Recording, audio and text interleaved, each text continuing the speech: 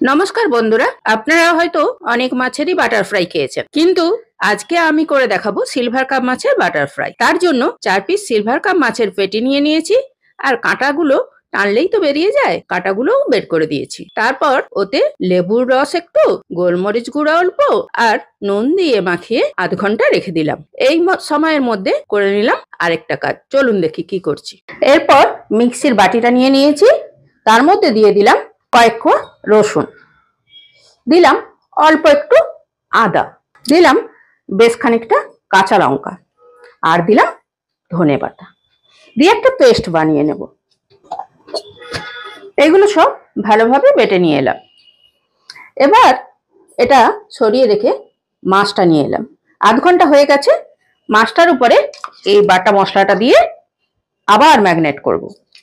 বেশ অনেকটা পরিমাণে বাটা মশলাটা দিলাম মাছটায়, দিয়ে ভালোভাবে ম্যাগনেট করলাম, করে আবার রেখে দেব আধ ঘন্টা, যাতে এর ফ্লেভারগুলো সব এর মধ্যে ঢুকে যায়। এবার বানিয়ে নেব ব্যাটারটা। তার জন্য নিলাম কর্নফ্লাওয়ার 2 চামচ, ময়দা 4 চামচ মতো, স্বাদ মতো লবণ, আর একটা পেস্ট দিলাম। এর মধ্যে আছে ধনেপাতা, কাঁচা লঙ্কা আর রসুন। রসুন আছে 4 কোয়া, অল্প একটু ধনেপাতা আছে, আর আছে স্বাদ মতো লঙ্কা। আপনি যেমন ঝাল খাবেন ততগুলো লঙ্কা দেবেন। এরপর দিয়ে দেবো 2টো ডিম। এরপর এটা ভালোভাবে মিশিয়ে নেব, আর প্রয়োজন মতো অল্প একটু জল দেব। আগে মিশিয়ে নিয়ে এটা ভালোভাবে, যদি লাগে তখন দেব। এই দেখুন, আর জল দিতে হলো না, এতেই সুন্দরভাবে ফেটিয়ে নিলাম এটা দিয়ে, তাতেই কত সুন্দর ব্যাটারটা তৈরি হয়ে গেল। এই ফাটানোর জিনিসটা যদি আপনাদের পছন্দ হয় তাহলে প্রোডাক্টটা ট্যাগ করে দেবো, আপনারা কিনে নেবেন। গ্যাসে একটা কড়া বসিয়ে কড়ার তেলটা গরম করে নিয়েছি। খুব ভালোভাবে কড়ার তেলটা গরম করে নিতে হবে।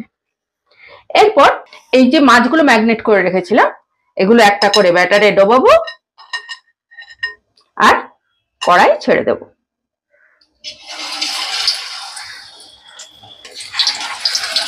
এই সময়তে কড়ার গ্যাসটা মিডিয়ামে রাখতে হবে, না জোরে না আস্তে।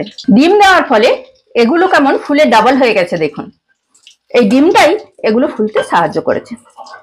এরপর এগুলো সব তুলে নেবো। 2 পিটি সুন্দর ভাজা হয়ে গেছে, তুলে নেব।